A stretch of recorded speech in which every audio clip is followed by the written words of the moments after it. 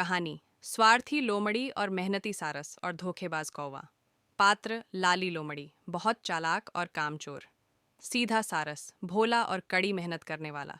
जग्गू कौवा, लाली का चमचा जो मुफ्त के खाने के चक्कर में रहता है। राणो चिड़िया, जंगल की समझदार पक्षी।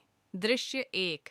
काम का लालच लाली लोमड़ी अपने मन में। उफ, इतनी गर्मी है और मुझे अपने घर की छत ठीक करनी है। अगर मैं खुद काम करूंगी तो मेरे कोमल पंजे खराब हो जाएंगे। क्यों ना उस बेवकूफ सारस को फंसाया जाए। लाली लोमड़ी सारस के पास जाती है, जिसके पास मछलियों की टोकरी है। लाली लोमड़ी, अरे सारस भाई, क्या हाल चाल है?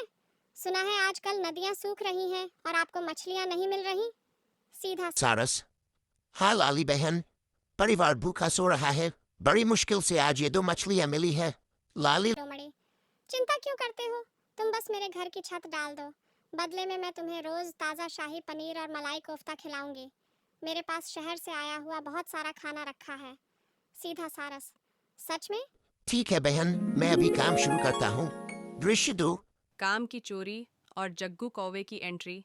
सारस चिलचिलाती धूप में पत्थर और लकड़ियां ढो रहा है, जबकि लाली पेड़ की छांव में बैठी अंगूर खा रही है। तभी जग्गू कौवा वहां आता है। जग्गू कौवा, वाह लाली। तुमने तो मुफ्त का नौकर ढूंढ लिया। मुझे क्या मिलेगा?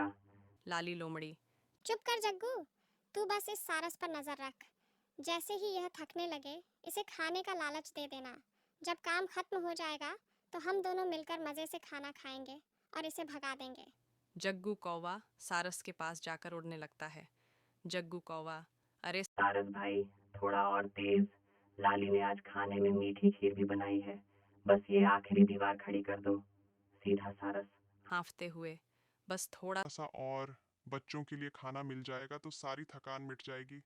दृश्य तीन। राणो चिड़िया की चेतावनी। राणो चिड़िया वहां से गुजरती है और सारस को बेहाल देखती है।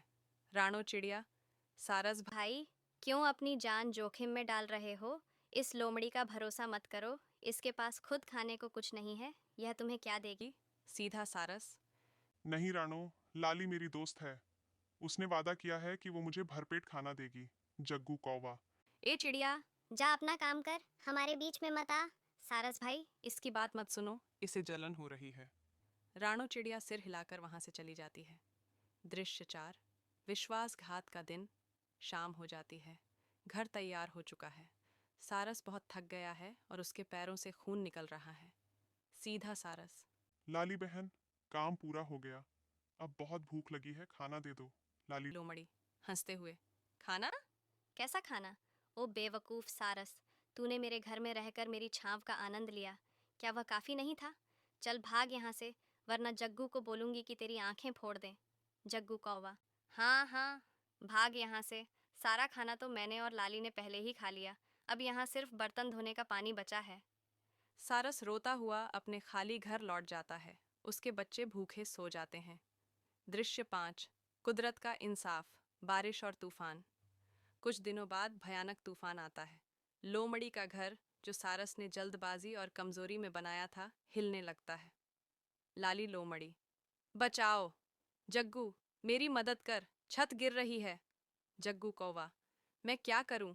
मैं तो उड़कर ऊंचे पेड़ पर जा रहा हूं। तूने उसे पैसे नहीं दिए तो उसने नींव कच्ची छोड़ी होगी। धड़ाम, छत गिर जाती है और लाली की पूंछ दब जाती है। वह मदद के लिए चिल्लाती है। सारस वहां से गुजरता है, लेकिन इस बार वह नहीं रुकता। सीधा सारस, माफ। माफ करना लाली, मैं अभी दूसरे जंगल में मेहनत की मजदूरी करने जा रहा हूँ। अब मुझे समझ आ गया है कि लालच की रोटी से बेहतर मेहनत की सूखी रोटी होती है। दृश्य छह। नया साथी, गधा और ईमानदारी। लाली लोमड़ी अब एक गधे को पालती है ताकि वो सामान ढो सके। वह गधे को भी खाना नहीं देती और डंडे से मारती है। गधा, मालकिन, मैंने सारा बोझ उठा लिया, अब थोड़ा पानी पिला दो। लाली लोमड़ी, कामचोर, पानी पीने के लिए नदी जा, मेरा वक्त खराब मत कर। गधा परेशान होकर राणो चिड़िया की सलाह पर एक दयालु किसान के पास भाग जाता है। लोमड़ी अब खुद भारी बोझ उठाती है और थक कर बीमार पड़ जाती है। सीख, लालच इंसान को अंधा बना देता है।